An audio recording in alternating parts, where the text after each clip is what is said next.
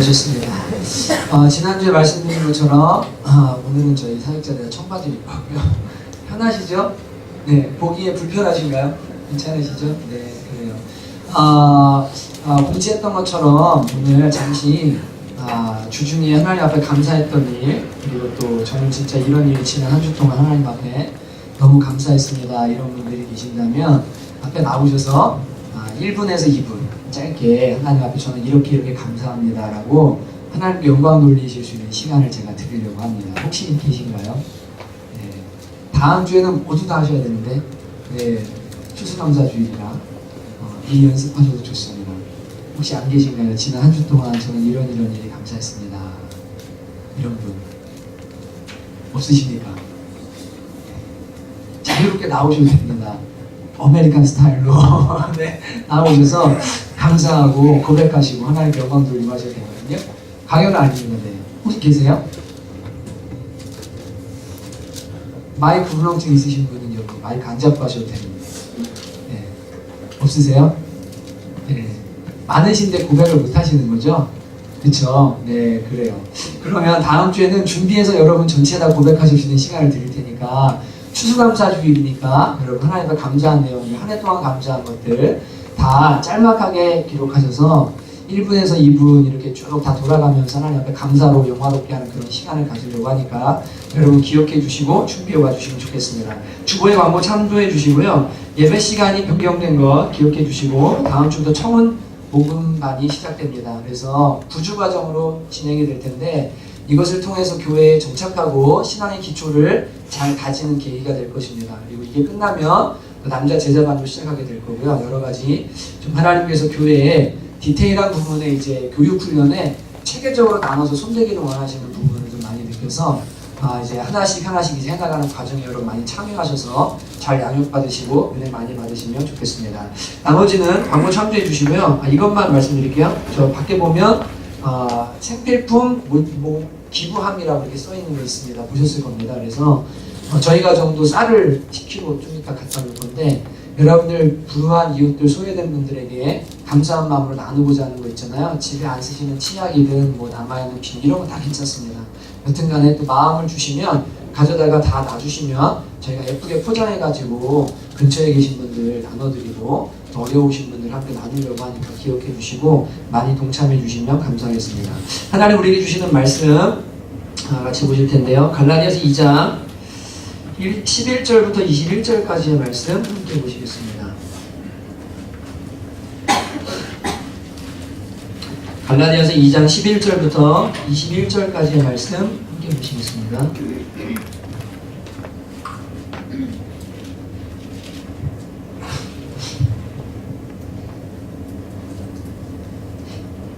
다 찾으신 줄로 믿고 제가 한 절 여러분 한 절 번갈아 가면서 읽겠습니다.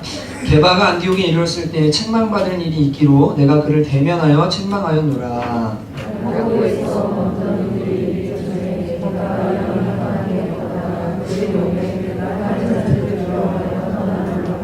남은 유대인들도 그와 같이 외식함으로 바나바도 그들의 외식에 유혹되었느니라.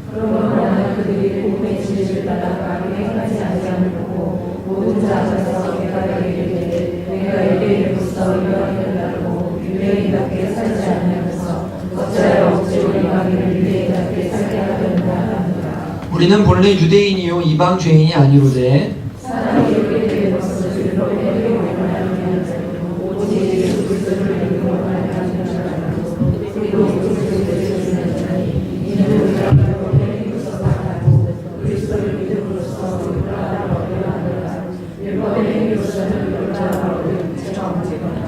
만일 우리가 그리스도 안에서 의롭게 되려 하다가 죄인으로 드러나면 그리스도께서 죄를 짓게 하는 자냐? 결코 그럴 수 없느니라.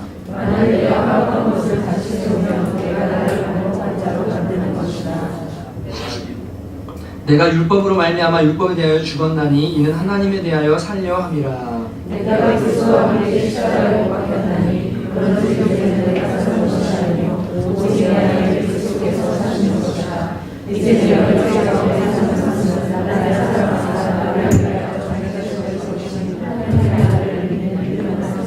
있습니다. 내가 하나님의 은혜를 패하지 아니하노니 만일 의롭게 되는 것이 율법으로 말미암으면 그리스도께서 헛되이 죽으셨느니라. 아멘. 오늘은 오류 아는 인간 그리고 오류 없는 성경이라는 제목으로 함께 하나님 말씀을 좀 나누려고 합니다. 십자가를 나누다가 이 이야기를 하는 이유는 또 결론 부분은 십자가 이야기를 하겠지만 요새 좀 많이 이 신학적인 문제랑 성경과 좀 거리가 있는 이야기들을 듣게 되고 또 그러한 홍수들이 많이 몰려오는 것을 제가 보면서 여러분들에게 좀 이따 얘기하겠지만 종말에 그리고 우리 심판에 대한 교리도 마찬가지고 좀 자세히 그리고 앞으로 좀 더 이 교육적인 설교를 하겠다는 게 아니라 이게 실용적이고 무언가 마음에 감동을 주는 것도 중요한 문제이고 변화를 일으키는 것도 중요한 문제지만 이 진리를 사수하고 나눠야 되겠다는 이 생각이 많이 좀 들게 됐습니다. 그래서 오늘도 그 부분을 조금 좀 나누면서 함께 하나님이 우리에게 주신 것이 무엇인지를 좀 살펴보려고 합니다. 로마 카톨릭은 교황의 신적 권위를 인정합니다. 지난주에도 함께 잠시 동안 살펴보았습니다. 초대 교황이라고 할 수 있는 사도 베드로의 권위를 인간이 가진 권위 중에 가장 높은 권위로 인정하고 그것을 필두로 해서 이제 그 이후에 오는 모든 공회의 수장이라고 말하는 교황들의 이야기는 다 성경과 동등한 권위를 가진 것으로 받아들여서 그렇게 믿고 지금까지도 그렇게 하고 있는 것을 우리가 보게 됩니다. 이제 이 안타까운 것은 로마의 카톨릭이 그리고 천주교가 이 베드로의 그 권위를 신적 권위로 인정을 하고 있는데도 불구하고 성경을 보면 성령의 감동으로 기록된 성경에 베드로의 큰 실수가 3번이나 기록되어 있는 것을 우리가 발견하게 됩니다.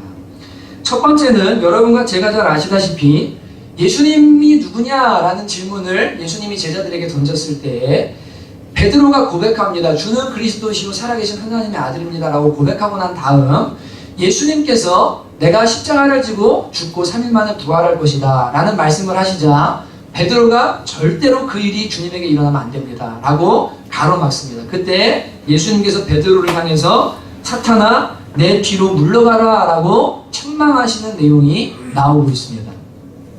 예수님께서 베드로를 향해서 사탄이라고까지 명령하실 정도로 크게 혼내신 기사가 마태복음 16장에 나오는 겁니다. 또 4개의 복음서에 모두 기록된 사건이 있는데 그 사건은 저와 여러분이 잘 아는 사건입니다. 베드로가 예수님을 부인한 사건입니다. 이것이 성경에 기록되어 있습니다. 성경에 기록되어 있습니다. 4 복음서에 한 군데도 빠짐없이 예수님의 수제자 베드로가 예수님을 모른다고 3번이나 부인했다라는 것을 기록하고 있습니다. 두 번째 실수입니다. 세 번째 실수가 뭐냐면 오늘 갈라디아서 2장에 나오는 베드로의 외식 사건입니다. 이 외식 사건은 밖에서 밥을 먹었다는 이야기가 아니라 예수님이 가장 싫어하시는 것인 외식하는 행동을 누가 했냐면 예수님의 수제자인 베드로가 했다는 그 사건을 오늘 갈라디아서 2장에 기록하고 있는 것입니다. 더욱이 이 바울 사도는 베드로의 외식 사건을 보면서 뭐라고 하냐면 그를 대면하여 책망하였다. 모든 사람 앞에서 그를 꾸짖었다라고 이렇게 이야기하고 있고 기록하고 있습니다. 여러분 성령께서는 성경을 기록하게 하신 저자이신데 왜 베드로의 실수를 이토록 많이 기록하게 하시고 야고보와 요한은 한 번 실수한 게 기록됩니다. 어딥니까? 두루마시돈 전도하다가 하도 안 받아들이니까 예수님한테 하늘에서 불을 내려서 이 도시를 다 태워버리자고 했던 그 혈기 사건 이것을 기록하고 있는데 베드로에 대해서만큼은 3번이나 그리고 이 바울도 이 베드로가 이런 외식하는 일을 했다라고 왜 굳이 기록을 하고 있는가? 그것이 우리에게 중요한 교훈을 주기 때문입니다.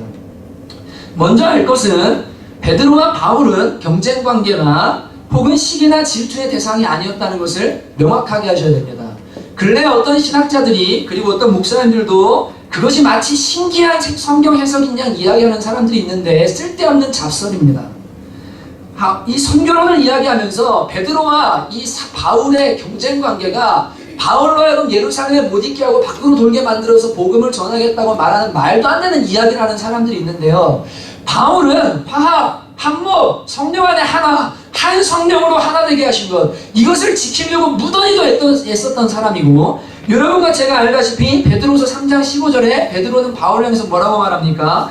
우리 주의 오래 참으심이 구원함이 될 줄로 믿으라. 그러면서 뭐라고 말합니까? 우리가 사랑하는 형제 바울도 그 받은 써서 보냈거늘 어떤 사람들이 잘못 해석하다가 이단에 빠지고 미혹에 빠진다. 조심해야 된다. 사랑하는 형제 바울이라고 기록하고 있습니다. 여러분, 바울이 베드로가 밉기 때문에, 싫기 때문에, 경쟁관계이기 때문에, 좀만 흠만 보이면 까버리고 싶었기 때문에 그렇게 베드로를 흠집내고 욕한 것이 아닙니다. 이 사건은 매우 중요한 사건이기 때문에 베드로가 그렇게 잘못한 것을 바울이 책망했고, 그것을 성경께서 기록하게 하셔서 2000년 동안 후대에 오는 모든 성도들이 이게 얼마나 중요한 문제인지 너희가 깨달아야 된다. 이 사건을 보고 너희가 2000년 동안 곱씹으면서 내가 무엇을 말하고 싶은지 너희가 깨달아야 된다 주시고자 하는 교훈이 있어서 성경에 기록하게 하신 것입니다. 여러분, 한 성령께서 한 복음으로 하나 되게 하신 사람들이었는데도 불구하고 바울 사도가 베드로, 신앙의 선배요 예수님의 수제였던 베드로를 책망하던 이 사건이 왜 기록되어 있는지, 그것이 무슨 의미인지에 대해서 우리가 함께 오늘 살펴보려고 하는 것입니다. 첫 번째로 저와 여러분이 기억할 것은 이것입니다. 어떤 사람도 오류 없는 사람은 없다는 사실을 여러분이 기억하시기 바랍니다. 베드로의 실수는 매우 기본적인 부분이었습니다. 게바라는 말은 베드로라는 말이고 반석이라는 말인데, 게바가 안디옥에 갔는데 야고보에 대해서 어떤 유대인들이 올라오게 됩니다. 근데 그때 이 베드로가 유대인들이 아닌 비할례자들, 무할례자들과 이방인들과 식사를 하고 있었습니다. 아시다시피 유대인들은 이방인들과의 접촉은 부정하다고 여겼습니다. 그러나 복음 안에서는 이방인이나 헬라인이나 복음은 구원을 주신 하나님의 능력이 된다고 고백하고 있습니다. 예수님도 사마리아 우물가 여인과 대화하셨고 이방인들을 가리지 않으시고 그들을 구원하셨습니다. 이 복음을 가진 베드로가, 이 복음을 전해야 되는 베드로가 이방인들과 식사를 하고 있다가 야고보에게서 온 유대인들이 올라오자, 이 사람들 할례받은 사람들이죠. 이 베드로가 어떻게 행동을 했냐면 이 유대인들의 비난이 두려워지기 시작했어요. 어떻게 유대인인 베드로가 아무리 예수님을 믿어도 그렇지 비할례자, 무할례자인 이방인들과 함께 한 자리에서 식사를 할 수 있냐? 이거 잘못된 거다. 이거 문제가 있다. 라고 하면서 욕먹을까봐 어떻게 했냐면 그 자리를 황급하게 떠나게 됐습니다. 황급히 떠나게 됐어요. 여러분, 그렇게 되니까 같이 있던 유대인들도 베드로가 떠나니까 어떻게 합니까? 이거 잘못하고 있는 건가 봐, 우리가. 일어나서 같이 떠났습니다. 그리고 바울의 동역자인 바나바 역시 베드로와 함께 있다가 그 자리를 피해서 이 유혹에 미혹되었다고 말하고 있는 것을 오늘 본문에 살펴보게 됩니다. 여러분, 예수님께서는 사마리아 여인과 대화하시고 복음을 전하셨고 죽은 자의 관에 손을 못 대도록 하는 유대인의 풍습이 있습니다. 죽은 자의 관에 손을 대시고 과부의 아들을 살려주셨습니다. 예수님께서는 화 있을진저 외식하는 서기관들과 바리새인들아 라고 말씀하시면서 외식하는 것, 거칠애로 하나님을 섬기는 것, 그리고 행위로 무언가 구원받으려고 하는 모든 것들이 얼마나 악하고 나쁜 것인지에 대해서 수차례 말씀하셨고 베드로는 그것을 옆에서 보고 배웠던 사람입니다. 그랬던 베드로가 기본적인 이 외식이라는 실수를 지금 하고 만 거예요. 또한 거기 있던 사람들마저도 그 베드로에게 미혹되고 말았던 것입니다. 사랑하는 성도 여러분, 아무리 위대한 사역자나 아무리 위대한 신학자나 아무리 위대한 영적 거장이라 할지라도 영적인 오류가 있을 수 있다는 것을 여러분들이 인식하시기 바랍니다. 저뿐 아니라 이 땅의 모든 아무리 위대한 목사님이라 할지라도 아무리 대단한 일을 하고 탁월한 일을 했다 할지라도 베드로도 이렇게 실수하는 마당에 그들도 실수할 수 있고 그들도 오류가 있는 인간이구나, 죄인일 뿐이구나. 여러분, 이것을 먼저 인식하셔야 됩니다. 이게 인식이 안 되면요, 여기서부터 문제가 일어나기 시작해요. 그러나 하나님은 그 실수조차도 합력하여 선을 이루시는 분이신 줄로 믿습니다. 정죄하고 잘라낼 문제는 아니지만 사람은 누구나 오류가 있고 실수가 있다라는 것을 여러분과 제가 첫 번째로 가슴에 새기셔야 되는 거예요. 여러분, 그렇다고 해서 오류가 좋은 건 아닙니다. 우리의 부족에도 불구하고 하나님의 사랑과 계획을 온전히 이루시는 하나님이 있다는 것이 감사할 뿐이지 우리가 끊임없이 오류를 범하고 실수를 범해도 된다는 이야기를 하는 것은 아닙니다. 그러나 사람은 언제나 오류가 있는 것이 사실입니다.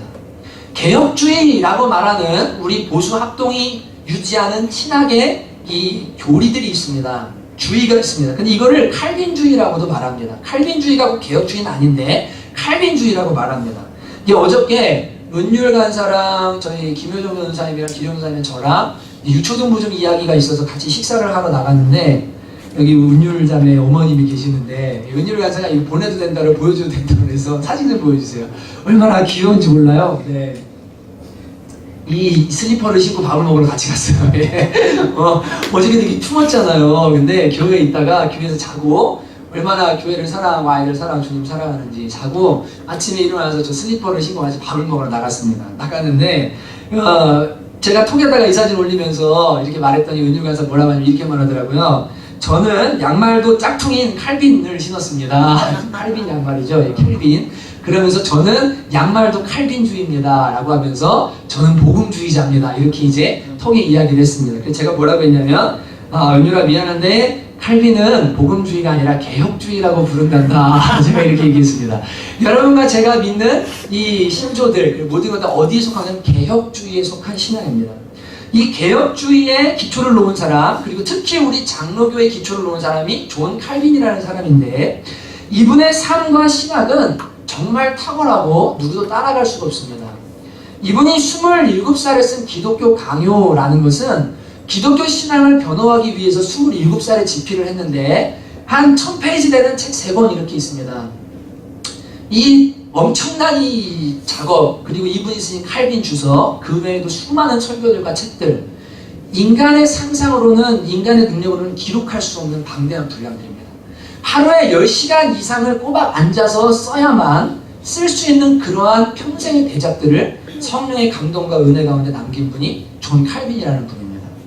이분의 삶도 얼마나 성결하고 청결하고 아름다운지 하루는 이분을 만나러 갔다가 어떤 사람이 칼빈을 만나러 갔다가 노크를 했는데 왜 허름한 사람이 나오니까 주인 어디 갔냐고 저기 칼빈 어디 갔냐고 행색이 너무 몰골이 초라하고 너무 볼품이 없어서 제네바시에서 시장 다음으로 최고의 권위와 그리고 영적 권위뿐 아니라 모든 것을 누리고 사는 사람이 이 사람이 맞느냐 할 정도로 그렇게 청결하고 아름답게 그리고 생활비 외의 모든 부분은 다 부재비로 내보냈던 탁월한 삶을 살았던 분입니다. 근데 여러분 이분의 이런 아름다운 삶에도 오류가 없었던 게 아니에요. 이분은 신정도시라는 것을 꿈꿨는데 제네바라는 도시가 하나님이 다스리는 도시가 되기를 원했습니다. 여러분 죄송하지만 아까도 우리가 여호와의 영광을 인정하는 것이 온 땅에 가득하게 될 것을 찬양했습니다. 그날은 언제 이루어집니까? 예수님이 재림하시는 날 이루어집니다.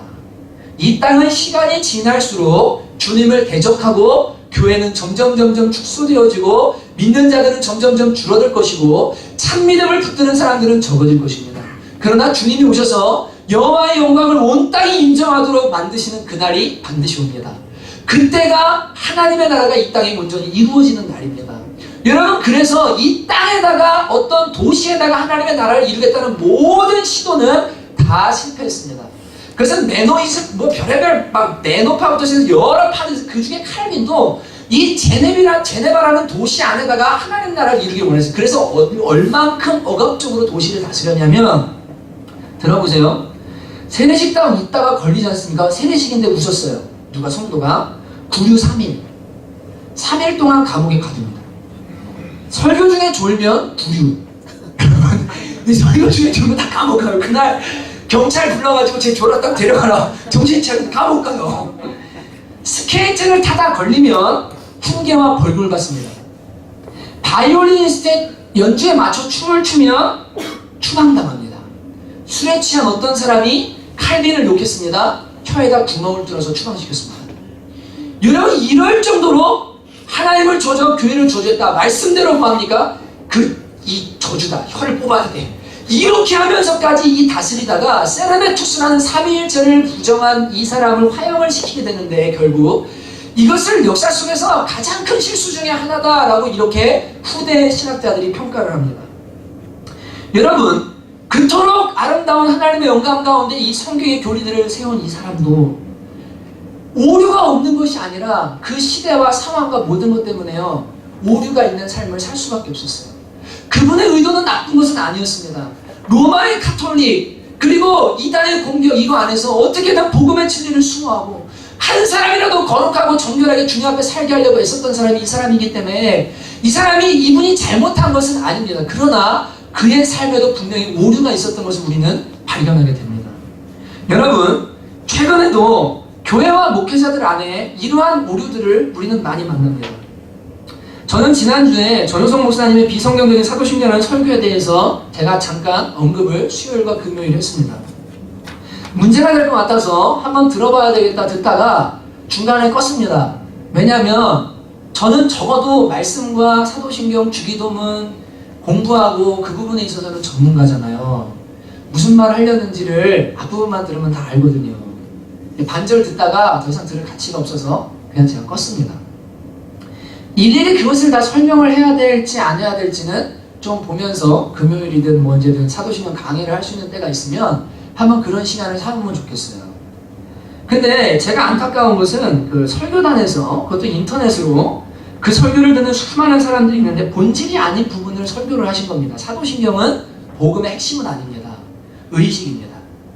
이것은 신조입니다. 성경과 동등한 권한을 가진 게 아닙니다. 성경 해석에 문제가 있다면 그거는 목숨을 걸고 싸워야 돼요. 사도신경을 놓고 이것을 외우는 교회는 사탄에게 지금 미혹된 교회고, 교회에서 다시는 사도신경을 외우지 않았으면 좋겠다라고 말하는 것은 매우 큰 오류입니다. 이거는요, 마치 사탄이요, 에덴 동산에 선악과가 하나 있었습니다. 나머지 10,000개가 되는 수많은 열매는 다 먹으면 돼요. 이 생각 안 해도 돼요. 맞습니까? 안 맞습니까? 근데 사탄이 와서 어떻게 합니까? 굳이 문제가 안 되는 선악과를 가지고 와서 뭐예요? 야, 그거 왜 먹지 말래? 적은 누룩을 뿌립니다. 그 누룩이 점점 커집니다. 하나님 나빠. 문제 있어. 에덴 동산은 뭐가 문제 있어. 왜 이거 못하게 하지? 하나님처럼 만들려고 하는 거야. 이거 막으려고 하는 거야. 따먹는 거예요. 여러분, 저는 그 전효성 목사님의 삶과 설교와 666에 대한 이야기들, 그분의 사역 다 존중하고 진짜 좋아합니다. 근데요, 이건요, 교회에다 적은 누룩을 뿌리신 사건이에요. 아무렇지 않게 사도신경을 통해 은혜 받던 사람들이 그 설교를 듣고 나서부터 사도신경이 꺼려지기 시작하는 거예요. 이거 해야 되나? 말아야 되나? 예배 시작부터 예배를 망가뜨리고, 여러분, 이번 주에 그 설교를 들은 사람들이요, 교회 가서 사도신경을 고백을 하겠어요? 하나님의 예배가 은혜가 되겠어요? 누룩을 뿌려서 교회를 망가뜨리고 사람들의 신앙을 좀먹는 이 행동은, 이것은 오류가 분명합니다. 그래서 저도 뭐라고 하는 거예요. 잘못됐으니까요. 여러분, 이분이 두 가지 오류를 범하고 계신데, 제가 좀 이따 이야기했지만 종말론에서 구원론에 지금 심각한 문제가 생기고 있습니다. 제가 조금 더 확인해 본 다음에 확실하게 될 때 여러분들에게 조심해야 될 부분을 분명히 이야기할 겁니다. 오늘도 조금 이야기할 겁니다. 여튼 사도신경이 비성경적이라고 비판하면서 교회 안에서 다시는 외우지 않기를 바란다고 하신 여러분, 이건요, 대단히 실수를 하신 거예요. 여러분, 그 교회에서는 사도신경 안 하겠죠? 그러면 다시는 교회 안에서 사도신경을 외우지 말라고 하는 그 주일 설교에 무엇을 겨냥한 겁니까? 인터넷으로 듣고 있는 다른 교회들을 겨냥한 겁니다. 분명히 이것은 당신의 교회를 향해서 말한 것은 아닙니다. 자신의 설교가 유튜브에 올라가고 한국에 있는 수많은 사람들이 그 설교를 듣는다는 걸 알면서도 교회들 안에 사도신경을 외우지 말라고 하는 것은 한국 교회가 잘못되었고, 사도신경을 외우는 교회가 잘못되었고, 그것을 비판하고 정죄하고 흔들어 놓으려고 시작한 거예요. 이것 매우 심각한 문제입니다. 여러분, 그분의 오류가 치명적입니다. 2세기부터 단편적인 신조가 존재했습니다. 제가 다 설명할 수 없는 403년에 루프누스라는 사람이 사도신조라는 주석을 썼는데, 거기에서부터 지금 우리가 외우는 신조의 틀이 생깁니다. 그분이 문제 삼는 것들은 다 문제가 안 되는데요, 루터와 칼빈도 이 사도신경을 미사 전례에서 빼서 기독교 교리 문답서에다가 집어넣습니다. 이것이 문제가 있다면 그렇게 하지 않았을 것입니다. 은혜로 받으면 됩니다. 약간의 단어상의 문제와 해석상의 문제가 있지만 사도신경이 사탄에게 조롱받고 사탄이 교회를 흔들어 놓으려고 할 만큼 그 정도로 근본적인 것을 흔드는 문제는 전혀 되지 않습니다. 이것을 놓고 이단이냐 아니냐, 교회가 바르냐 아니냐를 판단하는 것은 매우 심각한 신학적 오류입니다. 여러분, 이것은 공적인 신학 고백이기 때문에 이단들로부터 교회를 보호하고 이 신앙의 고백을 한다면 너희가 우리에게 속한 교회구나, 참 교회구나, 이거를 보는 시금석으로 만들어 놓은 거예요. 그래서 한마디 한마디가 얼마나 은혜가 되는지 모르는데 이걸요, 말도 안 되는 이야기로 막 이제 하는 거예요. 자, 나중에 설명할 게 있으면 해드릴게요. 본디오 빌라도 우리 죄 때문에 죽으신 거 맞습니다. 근데 본디오 빌라도는 역사적 사실 때문에 기록한 겁니다. 제가 수요일도 말씀드렸죠. 일본이 지금도 위안부 인정해요, 안 해요? 안 해요. 로마가 우리가 예수는 죽였다. 로마가 유대를 통치할 때 본디오 빌라도라는 총독의 이름을 빌어서 십자가에 못 박아서 형을 집행했다 라고 인정하고 역사적 사실을 말하는 겁니다. 이게 무슨 문제입니까? 우리가 그것을 외울 때 본디오 빌라도 나빠, 본디오 빌라도 죽일 놈이야, 그 나쁜 사람이야, 여러분 이러면서 사도신경 외웁니까? 그렇게 외우는 사람 아무도 없습니다. 지옥에 내려가셨다는 구절이 빠졌다고 말하는데, 여러분 분명히 예수님께서 음부에 있는 영혼들에게 내려가셨던 것은 맞습니다. 그러나 지옥 강화설이라는 이 설의 문제는, 제가 이렇게 신앙 얘기를 하는 이유는요, 여러분이 들어도 이게 무슨 얘기일까, 저거 꼭 알아야 되나 이럴지 모르겠지만, 내려갔다라고 할 때요, 복음을 전하러 내려가셨다는 이야기가 있습니다. 말씀에 나옵니다. 그런데 고난받으러 내려가신 건 아니에요. 이 문제를 침례교가 헷갈렸기 때문에 이 부분을 영어 구절에서 삭제를 시켰는데, 그것을 가지고 이게 무슨 영향을 받았고 문제가 생기면 이런 이야기를 하는 것은요, 이게 교회 역사를 제대로 몰라서 그러는 거예요. 여러분 자세히 알고 나면, 아, 사도신경이 얼마나 은혜가 되고 이것이 얼마나 아름다운 고백인지를 알게 되고, 이게 지켜야 될 유산이라는 것을 알게 됩니다. 그러니까 교회들이 지금까지 그걸 외우고 있는 거예요. 근데 여러분, 그 목사님께서요, 이 사도신경을 건드리셨어요. 근데 제가 볼 땐 오류입니다. 여러분, 제가 이렇게 한 예를 들어서 칼빈과, 우리 개혁주의의 수장이라고 말하는 칼빈과, 그리고 최근에 한참 막 깨어있는 교회에 막 말씀 전하는데 막 희칭이라고 하는 이 정성 목사님 들어서 이야기하는 게 뭐냐면, 여러분 정말 부탁드리는데요, 오류가 많은 인간의 말을 듣고 그것이 전적인 진리라고 생각하시면 안 됩니다.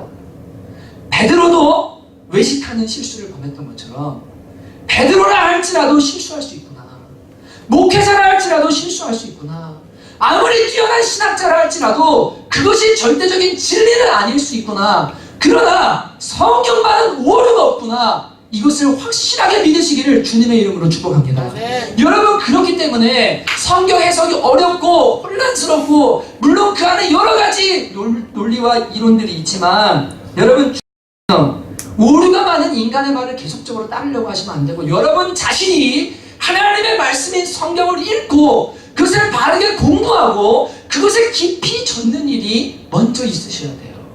성령께서 모든 진리 가운데를 이끌어 주시겠다고 하셨으니, 말씀을 내가 먼저 읽고 알고 공부해서 뭐합니까? 어떤 목회자가 설교할 때, CTS에 어떤 설교가 나올 때, 누군가가 이런 이야기를 할 때, 아, 그것이 그러한가, 베레아 사람들처럼 상고하면서 이건 무언가 성령이 주시는 것이 아닌 것 같다, 이건 하나님의 말씀이 아닌 것 같다, 분별하고, 이단도 여러분 분별해낼 수 있는 그런 영적 분별력이 말씀을 통해서 여러분에게 주어지시기를 주님의 이름으로 축복합니다. 왜 이단이 이렇게 설칩니까? 성경을 안 읽기 때문이에요. 교회가 성경을 제대로 가르치지 않기 때문입니다. 쓸데없는 것들을 가르칩니다. 이 땅의 일들을 가르칩니다. 하나님은 하늘의 일을 말하고, 예수님은 하늘의 일을 말하셨음에도 불구하고, 목회자들은 땅의 일을 말하고 이 땅에 속한 것을 말하니까, 여러분 성경 지식이 없으니까요, 지식이 없어서 망하는 겁니다. 이단들이 들어와서요, 하나님 엄마가 계시는데요, 성경 보세요, 이런 단어가 있었네, 그냥 넘어가요. 그리고 뭐라 하면 그 사람들이 착하대요. 착하면 뭐하는데요? 예수님의 십자가님 구원이 없는 거예요. 여러분과 제가 성경을 읽으셔야 돼요. 청원교회는 성경을 사랑하고 성경을 읽고 공부하고 배려와 교인들 같이 그것이 그러한가 묵상하면서 영적인 분별력을 갖춘 여러분 되시기를 주님의 이름으로 축복합니다. 아멘. TV 좀 그만 보세요. 인터넷 좀 그만하세요. 여러분 하루에 3장 15분이면 읽어요. 그렇게 3장씩만 읽으면 1년이면 한 번 읽습니다. 모르는 것은 복음반, 양육반, 제자반 통해서 열심히 공부하셔야 됩니다. 그런 여러분과 제가 되시기를 주님으로 축복합니다. 아멘. 그러나 한 가지 기억하십시오. 서로에게 오류가 있다고 해서 정죄하거나 갈라내지는 마시기 바랍니다. 저도 전성 목사님이 정죄하는 게 아닙니다. 우리가 복음의 핵심을 붙들고 있는 한 모두가 다 예수님의 제자요, 주님의 한 가족이라는 사실을 명심하면서, 그러나 우리 안에도 오류가 있을 수 있다라는 것을 명심하시라는 거예요. 아시겠죠? 우리는 바른 걸 따라가야 되는 겁니다. 여러분, 두 번째 여러분이 기억하셔야 될 게 있습니다. 평화보다 더 중요한 것은 복음의 진리라는 사실을 여러분과 제가 기억하셔야 됩니다. 여러분, 소조에게 오류가 있다고 해서 갈라내는 것은 잘못이지만, 오늘 본문에 우리가 게바는 바울을 대면하여 책망하였다고 분명히 말하고 있습니다. 14절을 한번 읽어보시겠습니다. 14절 시작. 그러므로 나는 그들이 복음의 진리를 따라 바르게 행하지 아니함을 보고 모든 자 앞에서 게바에게 이르되 내가 유대인으로서 이방인을 따르고 유대인답게 살지 아니하면서 어찌하여 억지로 이방인을 유대인답게 살려 하느냐 하였노라 라고 말하고 있습니다. 나이가 어린 바울, 신앙의 연수도 베드로보다 한참 적은 이 바울이 베드로를 공적으로 책망을 했습니다. 사람들 앞에서 네가 유대인을 따라 살지도 않으면서 유대인답게 사람들을 살려고 하고 복음의 진리를 따라 살지 않는 것은 잘못된 거다.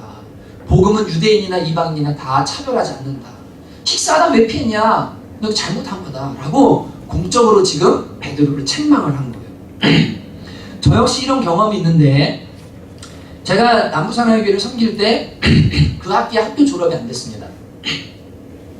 근데 이제 목사님께 말을 못하고 있었어요. 그냥 조용히 그냥 졸업 시즌이 지나갔습니다. 가만히 지나갔어요. 안 물어보시더라고요. 목사님 관심이 별로 없어져가지고 안 물어보시더라고요. 그래서 제가 그냥 그런가 보다 그러고는 이걸 학기만 열심히 하면 졸업할 수 있을 거야. 그러고는 이제 조용히 넘어갔습니다. 근데 성도님들 중에 어떤 분들이 전도사님 졸업할 때 됐는데 막 이러다가 그 교회에 그 순장님들 중에 총순장님이 있어요. 그분이요 목사님한테 전도사님 졸업 지나지 않았냐고 두 분이 같이 연락이 온 거예요. 졸업 어떻게 됐냐고. 졸업 지나니 우리가 축하를 못했다고 미안하다고 그러더니 그날에 수요예배였는데 꽃다발을 만들어 오고 막 해가지고 진짜 이게 저의 의도랑 정말 다르게 교회를 속이게 돼버렸어요.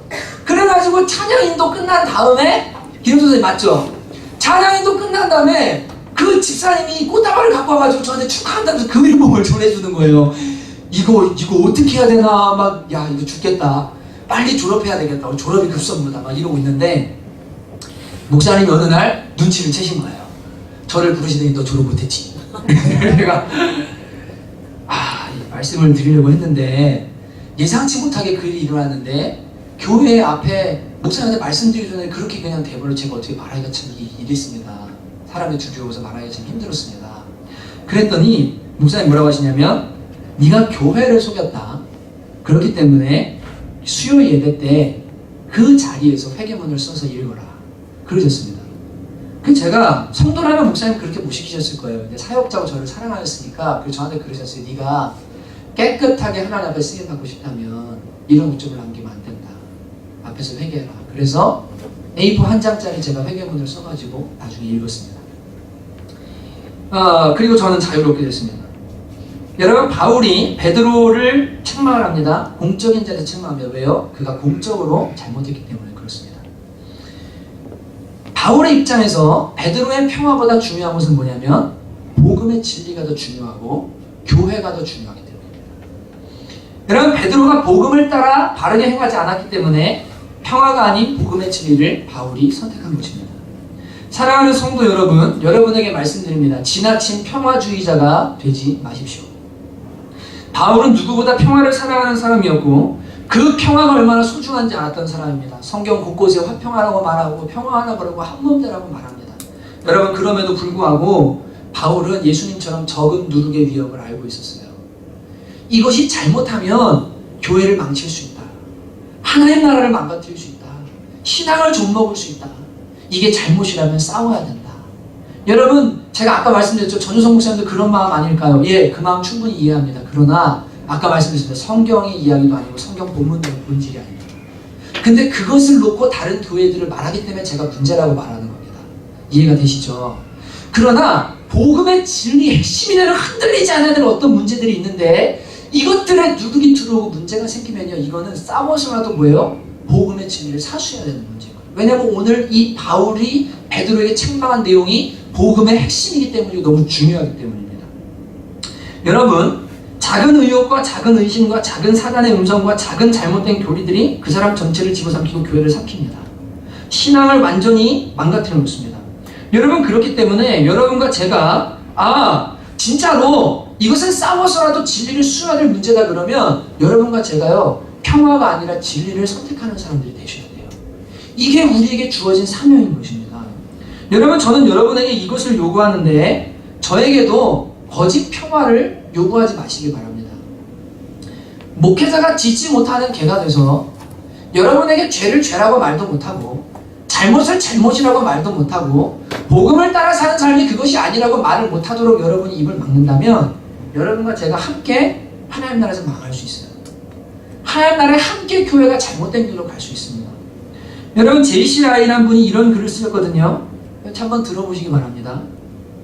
지난 32년 동안 나는 회개하지 않은 사람들을 그대로 방치한 채 누구의 비위도 거스르지 않고 아무런 덕도 세우지 못하는 설교를 하면서 조용히 살아가는 사람들이 많은 사람들로부터 훌륭한 목회자라는 칭찬을 듣는다는 것을 알게 되었다. 반면 신조와 설교집을 열심히 연구하고 영혼들의 회심을 위해 부지런히 힘쓰고 종교개혁의 위대한 원리들을 굳게 지키고 교황주의를 충실하게 논박하고 주얼이나 레티머처럼 개혁자들입니다. 말씀을 전하는 사람은 목회자가 아니라 선동자요 이스라엘을 괴롭게 하는 자라는 말을 들을 가능성이 크다는 것도 알게 되었다. 여러분 진짜 복음을 자꾸 전하면요 나를 괴롭히는 것 같습니다. 왜 이렇게 나를 못살게 굴고 날 좀 가만 내두면 좋겠는데 괴롭히는 것 같아요. 여러분 근데 그게 진짜입니다. 여러분에게 아무런 덕도 세우지 못하고 회개도 일으키지 못하는 설교를 하면서 그것이 훌륭한 것이고 바른 것이라고 생각하는 그러한 목회자들과 그러한 성도들 이런 이건 지금 잠자고 있는 것도 문제가 될 수 있습니다. 여러분 그렇기 때문에 복음을 따르지 않는 평화가 거짓 평화고 마귀의 평화고 진리 없는 화합은 지옥의 화합일 뿐이라는 것을 기억하시고 여러분 정말로 바른 진리를 수호하기로 결정하고 평화가 아닌 진리를 선택하는 저와 여러분 되시기를 주님의 이름으로 축복합니다. WCC에 현혹되지 마십시오. 그리스도와 벨리알은 하나가 될 수가 없습니다. 그리스도의 성전과 우상이 조화될 수가 없습니다. 결혼을 놓고도 불신자와 결혼하지 말라고 하시는 마당에 여러분 어떻게 이방 종교와 그리스도교가 하나가 되어서 한 제단에서 예배하고 함께 주님의 이름을 부른다고 할 수가 있습니다. 이건요 우상숭배도 이런 우상숭배가 없어요. 절대 받아들여서 안 되는 정말 하나님이 너무 싫어하시는 것이라는 것을 명확하게 하셔야 되는 것입니다. 다시 한번 평화보다 소중한 것은 복음의 진리라는 것을 명심하십시오. 세 번째, 여러분 이 교훈을 왜 기록하냐면요. 이거 진짜 중요합니다. 저를 따라 하십시오. 이신칭의. 한 번 더 하십니다. 이신칭의. 믿음으로써 써있자 믿을 신자 칭의 의롭다함을 얻는다라는 이 교리를 붙들어야 함을 이 본문이 우리에게 알려주고 있습니다. 여러분 바울은 베드로의 이러한 태도를 복음을 따라 합당하게 행하지 않은 것이다 라고 비판하고 있습니다. 행위로 의롭게 되려는 것, 이방인과 식사를 안 하고 더러운 것들을 안 만지고 교제하지 않음으로 내가 의롭게 된다고 하는 이 모든 율법적인 행위들은 사람을 의롭게 할 수 없다. 그것은 복음이 아니다 라고 하기 때문에 베드로의 태도를 지금 비판하고 있는 것입니다. 그러면서 바울이 16절에 이렇게 말합니다. 같이 눈으로 보셔도 좋고 함께 읽어도 좋습니다. 읽을까요? 시작. 사람이 의롭게 되는 것은 율법의 행위로 말미암음이 아니요 오직 예수 그리스도를 믿음으로 말미암는 줄 알므로 우리도 그리스도 예수를 믿나니 이는 우리가 율법의 행위로서가 아니고 그리스도를 믿음으로써 의롭다함을 얻으려 함이라. 율법의 행위로서는 의롭다함을 얻을 육체가 없느니라 라고 분명히 말하고 있습니다. 간단합니다. 행위로는 의롭다함을 얻을 육체가 없다. 예수님을 믿음으로만 하나님 앞에 의롭게 된다. 그런데 베드로 네가 지금 이 복음을 안 따르고 행위로 의롭게 되려고 하는 유대인들을 따르고 있다. 이것은 복음을 따르는 것이 아니다라고 정면으로 반박하고 비판한 것입니다. 그러면서 여러분 이제 잘 들으셔야 됩니다. 17절에 우리에게 진짜 위안이 되는 말씀을 줍니다. 같이 한번 읽어볼까요? 만일 우리가 그리스도 안에서 의롭게 되려 하다가 죄인으로 드러나면 그리스도께서 죄를 짓게 하는 자냐? 결코 그럴 수 없느니라. 여러분 이게 무슨 말입니까? 예수님 안에서 우리가 있습니다. 여러분 우리가 의롭게 되는 것은 예수님 믿고 예수님 안에 있기 때문에 의롭게 되는 겁니다. 믿으십니까? 우리는 여전히 죄인이고 여전히 넘어지고 여전히 실수하지만 예수님의 보혈로 덮여졌고 예수님의 의가 나를 감싸고 있기 때문에 그 이름이 나를 붙들고 있기 때문에 하나님이 나의 행위를 나의 죄를 보시는 것이 아니라 나는 예수 안에 있기 때문에 예수님을 보시고 뭐 하는 거예요? 나를 의롭다고 하시는 거예요. 근데 잘 보세요. 그리스도 안에서 의롭게 되려고 하다가 이것은 성화를 말합니다. 내가 그리스도 안에서 의로운 삶을 살려고 하다가 죄를 짓습니다. 그러면 뭐라고 말해요? 예수님이 죄 짓게 하는 분이냐? 예수님의 의가 불완전한 것이냐? 네가 예수님 안에 있는데도 네가 지금 죄를 짓지 않느냐? 그러면 예수님이 너를 죄 짓게 하는 분이냐? 이건 아니다. 이게 지금 잘못된 거다 라고 말하는 겁니다. 여러분 정말 잘 들으셔야 되는데 마지막 날 자꾸만 요새 제가 이제 종말론 얘기를 했죠. 행위로 하나님 앞에 구원받을 거라고 이상하게 가르치는 종말론의 교리가 지금 이상한 쪽으로 흘러가는 사람들이 있습니다. 절대 잘못된 겁니다. 예수님 안에 있는 것, 예수님 믿음으로 의롭게 한 이것만으로 우리는 구원받습니다. 이것이 성경 전체가 말하는 바고 계시록도 이것을 절대로 흐트러뜨리지 않습니다. 이 신침의 이 교리는 절대적으로 붙들어야 될 교리인데 바울이 이것이 얼마나 중요한지 모르기 때문에 베드로가 잘못하니까요. 그 작은 잘못일 수 있는데 그거 아니라고 막 비판하는 거예요. 예수님 안에 있다가도 죄 지을 수 있어. 반석 위에 서 있어도 넘어질 수 있다. 예수라는 반석 위에 있어도 죄 지을 수 있다. 그러나 너는 반석 위에 있잖냐. 너는 그 반석 위에 서 있잖냐. 그러면 영원한 천국에 들어가는 거다. 어디에 서 있는 데가 중요하지 네가 넘어지는 데가 중요한 게 아니다. 예수 믿는 믿음으로 이렇게 된다. 행위로가 아니다. 이것이 복음이다라고 바울이 계속해서 얘기하는 겁니다. 이걸 붙들어야 되는데요. 자꾸만 어떻게 하냐면요. 행위가 잘못되면 구원이 잘못됐다고 말하고 행위가 잘못되면 구원 못 받는다고 말하는 이상한 종말론을 전하는 사람들이 곳곳에서 일어나고 있습니다. 이것은 성경이 아닙니다. 복음이 아닙니다. 여러분 그러면서 바울이 20절에 뭐라고 말합니까? 내가 그리스도와 함께 십자가에 못 박혔나니 그런즉 이제는 내가 사는 것은 내 안에 그리스도께서 사신다. 그리고 뭐라고 말합니까? 이제 내가 육체 가운데 사는 것은 나를 사랑하사 나를 위하여 자기 자신을 버리신 하나님의 아들을 믿는 믿음 안에서 사는 것이다. 나는 여전합니다. 육체 가운데 삽니다. 근데 하나님의 아들을 믿는 믿음 안에서 삽니다. 믿음 안에서 삽니다. 이 믿음은 무슨 믿음입니까? 난 여전히 부족하고 죄인이어도 주님 안에 있으면 나를 구원하실 것이라는 겸손한 믿음입니다. 내 행위를 의지하거나 열매를 의지하거나 존재가 바뀌지 않았는데 어떤 거칠의 행위로 구원받는다는 것이 아니라 예수 믿는 믿음만으로 의롭게 된다는 이 믿음 안에서 우리가 뭐예요? 살아간다는 것을 말하는 겁니다. 여러분 이제 잘 들으셔야 됩니다. 죄송합니다. 전효성 목사님 얘기를 또 해서 구원론을 세 단계로 나누어 놨더라고요. 종말에 행위구원에 대해서 이야기하는 위험한 부분까지 넘어가고 있더라고요. 믿음으로 이렇게 되는 건 맞는데 행실에 대한 이야기를 매우 심각하게 강조를 하고 있더라고요. 저는 그것에 동의할 수가 없습니다. 왜냐하면 성경은 그렇게 말하지 않기 때문입니다. 여러분 존재가 먼저니까 열매가 먼저입니까? 열매가 먼저입니다. 아마 전효성 목사님의 의도도 너희들 열매를 똑바로 봐라. 그래서 존재를 확인해라. 이것이 의도인 줄로 믿습니다. 그러나 구원에 있어서 이 열매는 아무 하등의 가치가 없습니다. 우리가 하는 모든 것은 구원받는데 어떤 조건도 충족시킬 수 없습니다. 이것은 의가 될 수 없습니다. 예수님의 보혈만 완전히 의가 됩니다. 여러분 그래서 십자가라는 것은 뭐냐면요 이거예요. 여러분 이 마음을 잘 아셔야 됩니다. 마지막에 그 예수님의 우편 강도 있잖아요. 죽기 전에 구원받잖아요. 하나님 아버지의 마음이에요. 의가 없는 자라도 도와주신 바라고 만세반성 열린 곳에 내가 들어가니 주님 나를 받아주십시오. 네가 평생 동안 죄인으로 살았다 할지라도 마지막 순간이라도 복음을 듣고 아 나는 죄인이구나. 십자가 엎들면 천국 가는구나. 주님 저를 용서해 주십시오. 이거라도 붙들고 구원받기를 원하는 게 하나님 아버지의 마음이지. 너는 행위가 안 되기 때문에 너는 구원받은 게 아니야 라고 말하는 게 주님의 마음이 아닙니다. 그것은 요한계시록이 말하는 바도 아니고 하나님의 마음이 아니에요.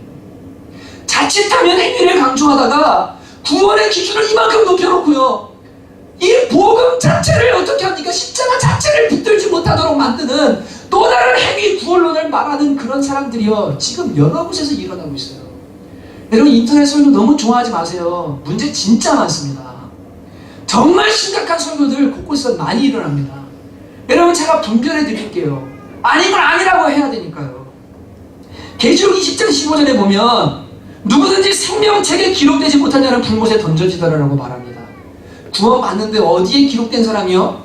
생명책에 기록만 되면 됩니다. 예수님 영접하고 믿고 이름이 기록되면 이것으로 뭐예요? 행위 심판 뛰어넘어서 너는 그래서 영원한 천국에 들어가게 된다는 거예요. 이게 복음인 거예요. 이게 은혜인 거예요. 여러분 이것을 붙드셔야 주셔야 됩니다. 그래서 요한복음 3장 16절 17절에 뭐라고 말합니까? 하나님이 세상을 이처럼 사랑하사 독생자를 주셨으니 이는 저를 믿는 자마다 멸망치 않고 영생을 얻게 하시니라. 하나님이 그 아들을 보내신 것은 세상을 심판하려고 하는 것이 아니라 아들을 통해서 뭐 하려고요? 구원하려고 하신다고 하시잖아요. 구원하려고 아들을 보내셨다고 말씀하시잖아요. 주님의 마음은 어떻게 하든 간에 행위가 모자라니까 죽이겠다는 게 아니라 이 단순한 복음을 듣고 마지막에라도 돌아봐라. 이게 주님의 마음이에요. 그런데 행위를 자꾸 강조해서 뭐예요? 이 구원론으로부터 멀어지게 만드는 이런 모든 교리들은 성경과는 조금 다른 것이라는 걸 여러분이 분명히 아셔야 됩니다. 여러분, 제가 여러분의 구원을 점검해라, 십자가를 점검하라, 행위를 점검하라는 말은 행위 자체를 강조하는 게 아닙니다. 여러분이 그것을 통해서 여러분의 존재 자체와 여러분의 영혼이 진짜로 하나님의 자녀가 되었는지를 점검하라는 의미입니다. 그것이 구원의 조건이 된다는 이야기를 한 번도 전 한 적이 여러분에게 없습니다. 여러분, 행위로 존재를 바꿀 수 없습니다. 여러분과 제가 아무리 선한 행위를 하고 두루마기를 빠는 행실을 해도 존재가 안 바뀌었으면 구원 못 받습니다.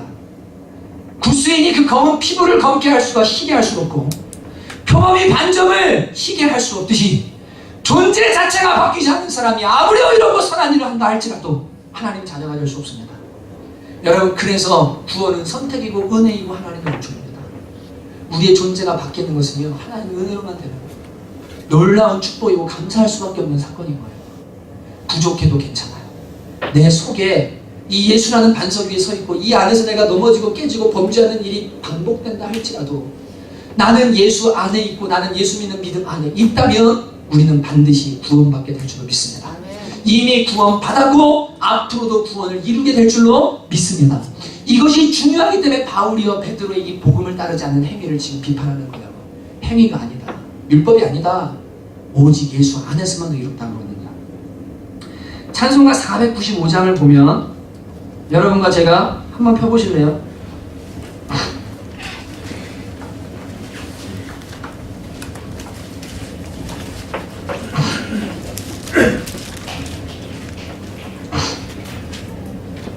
만세반석 열린이라는 찬양이 있습니다. 이따가 우리 함께 부를 건데, 만세반석 열린이 내가 들어갑니다. 창에 허리 상하여 물과 피를 흘린 것 내게 효험되어서 정결하게 하소서. 톰 레이디 목사님이란 분이 비가 오고 번개가 치는 어떤 날, 그 맨디필이라는 그 버링턴 쿰, 제가 이 지역 어딘지 모릅니다. 큰 바위가 있는 틈바구니에 천둥을 피해서 들어갔다가 이분이 그 안에서 겁는 안도감을 이렇게 느낀 거예요. 밖에 막 폭우가 치고 번개가 치고 막 비가 막 내리는데 그 바위 틈 안으로 들어갔다가 그 안에서 너무나 따뜻하고 안도감을 느끼면서 하나님이 주신 영감을 받아서 이 찬송을 쓰게 됩니다. 그래서 예수님이 허리가 창에 찔리셨잖아요. 마치 반석에 틈이 난 것처럼 예수님이 자신의 몸을 찢으셔서 나를 그 안에다가 두시고 내가 하나님의 진노와 하나님의 그 심판 앞에 두렵고 떨리는 마음 그리고 구원받지 못할까 벌벌 떠는 그러한 믿음이 아니라 주님의 이 창자국 바위 틈 안에 들어가서 내가 안심함을 얻게 된다는 이러한 영감을 받아서 쓴 가사가 이 만세반석 열린이라는 495장의 내용입니다. 여러분 잘 기억하셔야 됩니다. 우리가 마지막 날 보좌 앞에서 외칠 수 있는 말은 딱 이것입니다.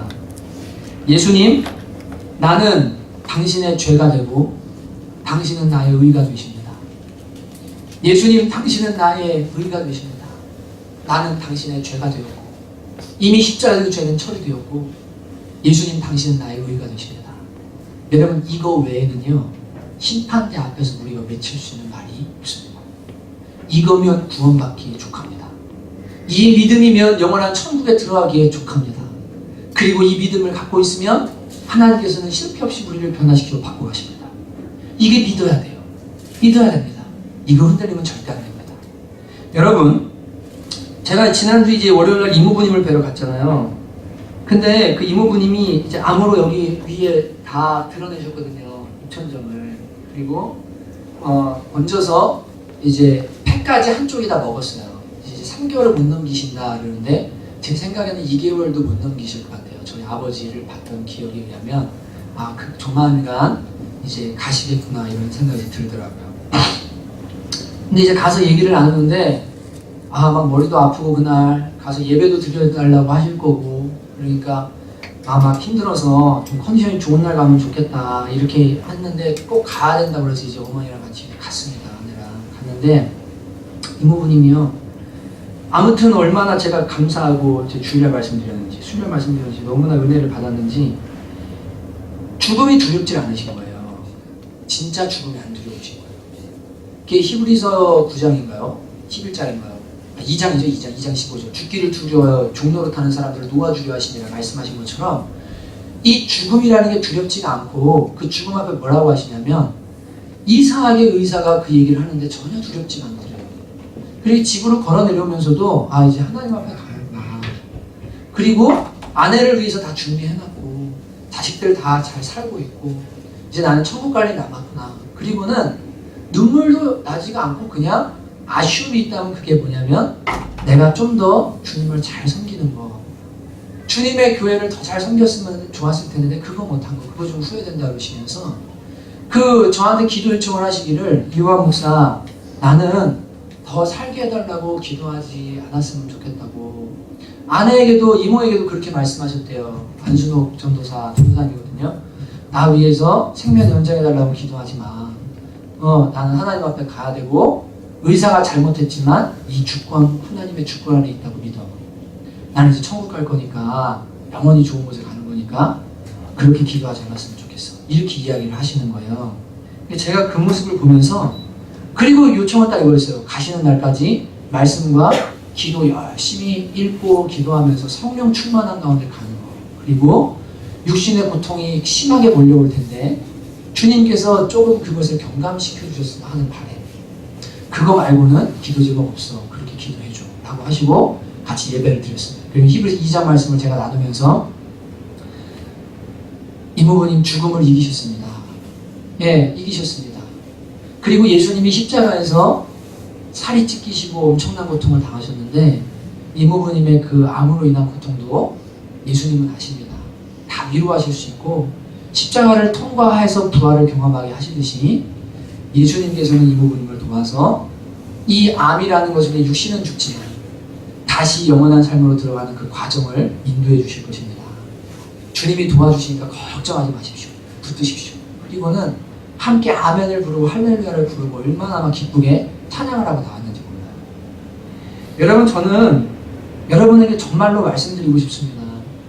여러분, 오늘 죽어도 예수님이 내 마음의 구주로 와 계시고, 예수님을 믿음으로 의롭게 된다는 이 진리의 반석 위에 저와 여러분이 서 있잖아요. 그 위에서 때로는 사단이 멀리서 날리는 불화살을 맞을 수도 있어요. 공격에 넘어질 수도 있어요. 무릎이 까질 수도 있어요. 도리어 복음의 반석에 서 있지 않다면, 모래 위에 서 있다면 무릎이 까질 일이 없는데, 복음의 반석에 서 있다 보니까 말씀이 나를 충돌해서 죄가 아닌 걸 죄라고 말하고 내 무릎을 까트리고 내 내면을 깨뜨리고 아프게 되어지는 일이 있을 수 있습니다. 죄가 아니었던 것이 죄로 드러나기도 합니다. 그런데 여러분, 중요한 것은 뭡니까? 여러분과 제가 예수님 안에 있다면 오늘 죽어도 저와 여러분은 영원한 천국에 들어가게 될 줄 믿습니다.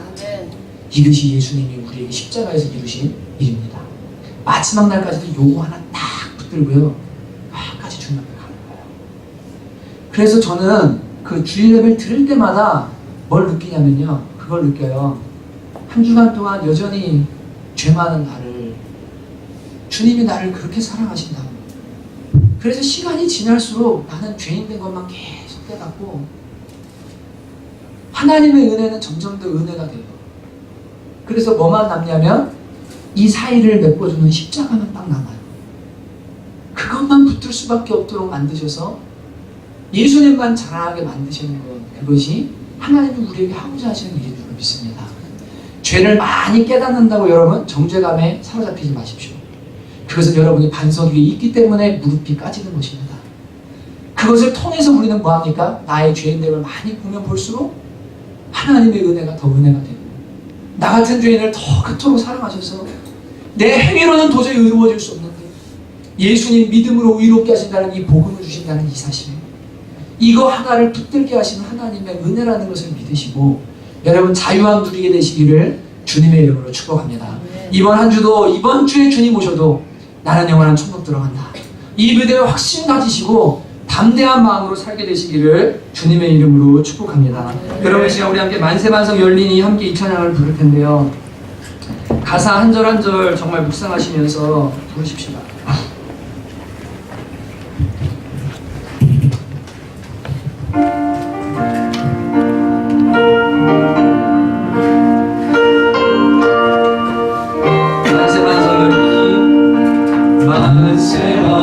만세만성 열리니 내가 들어갑니다. 창에 어리 살아요. 물과 피를 흘린 것 내게 영원 되어서 정결하게 하소서. 내가 몸을 세우나 은혜가 얻지 못하네. 쉼이 없이 힘쓰고 눈물 근심 마르나 구속 못할 죄인을 예수 홀로 속하네. 빈손 들고 앞에 가 십자가를 붙드네.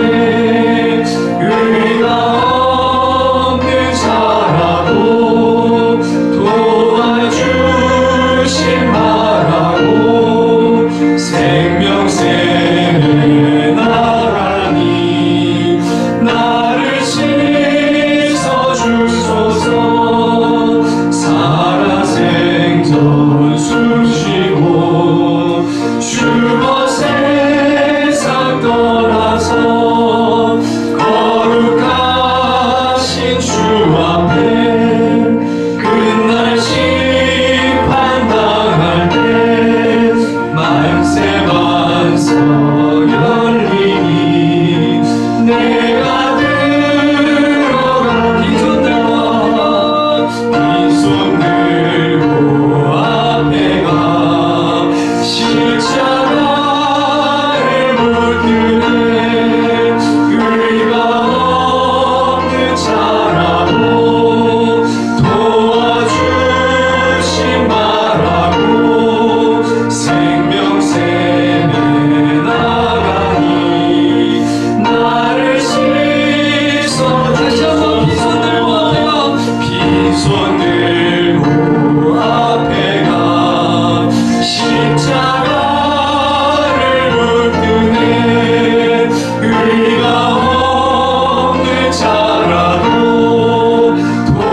도와주신 바라고 생명샘에 나가니 나를 씻어주소서.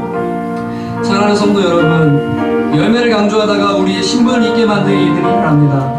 행위를 강조하다가 복음을 잊게 만드는 이들이 일어납니다. 성화를 강조하다가 칭의를 잊게 만드는 일들이 일어납니다. 여러분, 다시 한번 내가 의롭게 된 것은 나의 행위나 나의 어떠한 것 때문이 아니라 예수 믿는 믿음으로 되었다는 것, 이것을 확실하게 붙들기를 주님의 이름으로 축복합니다. 하나님, 저에게 이 축복을 주셔서 감사합니다. 어떤 사람은 믿으려고 해도 믿어지지 않는데 내가 죄인이라는 사실과 나는 여전히 죄인이지만 예수 믿는 믿음만으로 나는 구원받는다는 이 놀라운 진리가 나에게 선물이 되고 내 것이 되게 해주신 것, 주님 정말 감사합니다. 세상 끝날까지 제가 이거 붙들기를 원합니다. 주님, 믿음을 더하여 주시옵소서.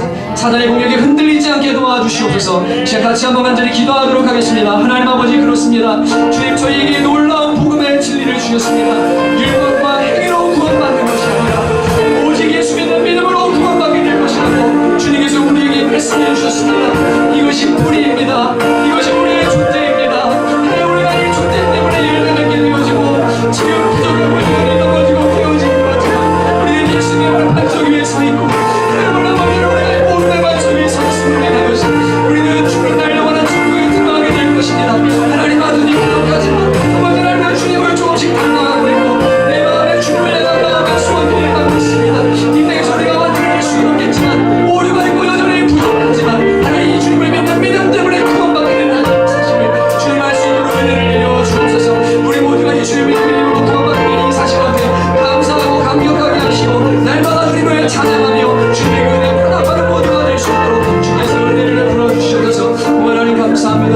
도와주시길 간절히 원합니다. 주님 붙들어주셔서. 여러분, 우리에게도 오류가 많습니다. 죄가 많습니다. 실수가 많습니다. 예수님을 믿는 다른 사람들 안에도 오류와 실수가 많습니다. 목회자들 안에도 오류와 실수가 많습니다. 여러분, 그러나 중요한 것은 모두가 예수님 믿고 이렇게 된다는 이신칭의의 교리를 믿고 있습니다. 그렇다면 우리는 한 가족이고 천국에서 만날 사람들입니다. 여러분, 이 시간 여러분, 왜 먼저 믿은 우리 부모님 저 모양이야? 왜 먼저 믿은 집사가 저래? 왜 먼저 믿은 사람이 저렇게 오류가 많고 실수가 많아? 왜 저 모양이야? 여러분, 비판하고 정죄하고 잘라내는 그 마음을 이 시간 십자가 앞에 못 박기를 원합니다. 누구나 오류가 있습니다. 그것으로 실수 없는 것 때문에 구원받는 거 아닙니다. 여러분과 저도 실수는 없어서 사랑받은 거 아닙니다.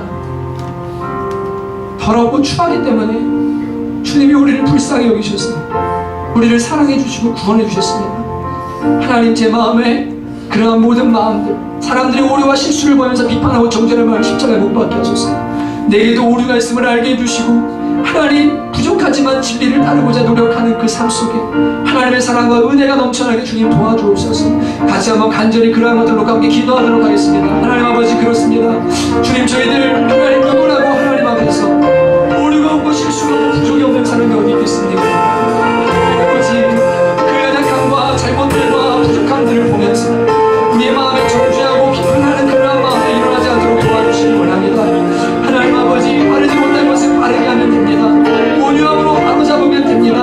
하나님 아버지, 주시기를 원합니다. 주여 불쌍히 여겨주시기를 간절히 원합니다. 하나님 아버지, 저희들 정말로 아버지 하나님 앞에서 내가 어떠한 삶을 걸었는지 알 수 있도록 주님 도와주시고, 주님 정말로 저희들 온전히 하나님의 아버지의 진리와 사랑하는 거하는 사람들 되도록 은혜를 내려주시옵소서.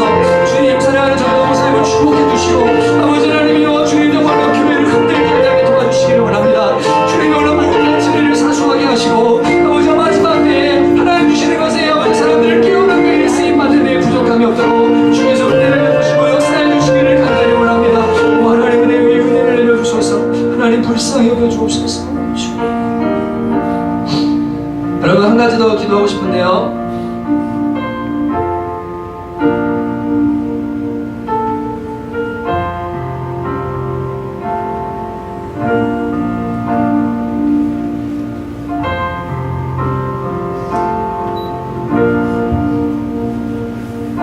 여러분과 제가 성경을 읽고 성경을 사랑하고 하나님의 말씀 안에 깊이 거하기를 위해서 기도하고, 저는 진짜 비판하고 정죄하려는 마음이 아닙니다.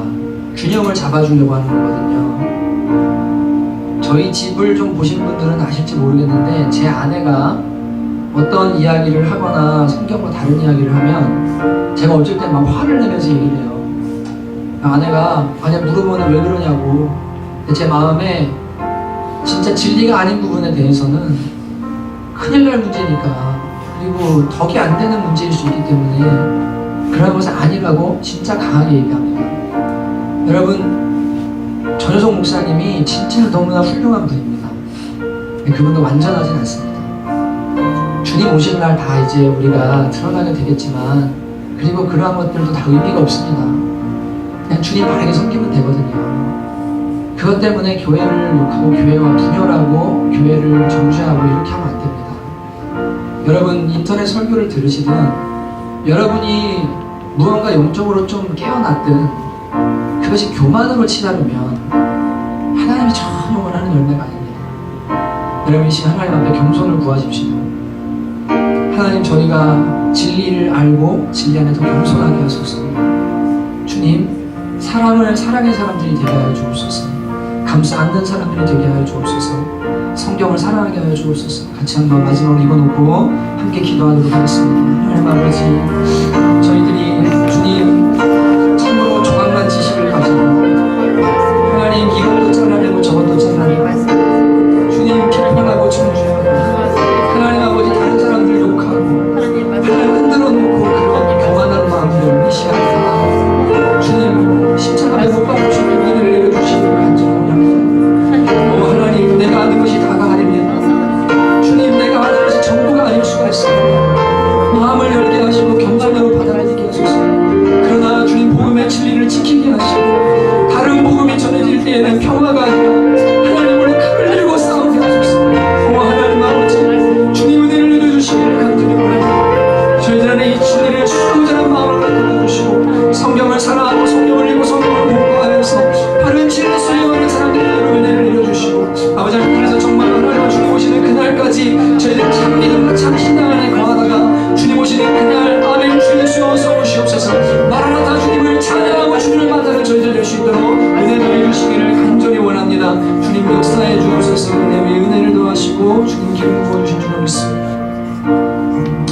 하나님 아버지 감사합니다. 저희들이 행위로 구원받는 것 절대 아니요, 오직 예수 믿는 믿음으로 구원받는 이 근본 진리를 끝까지 지킬 수 있도록 은혜 내려주시기 원합니다.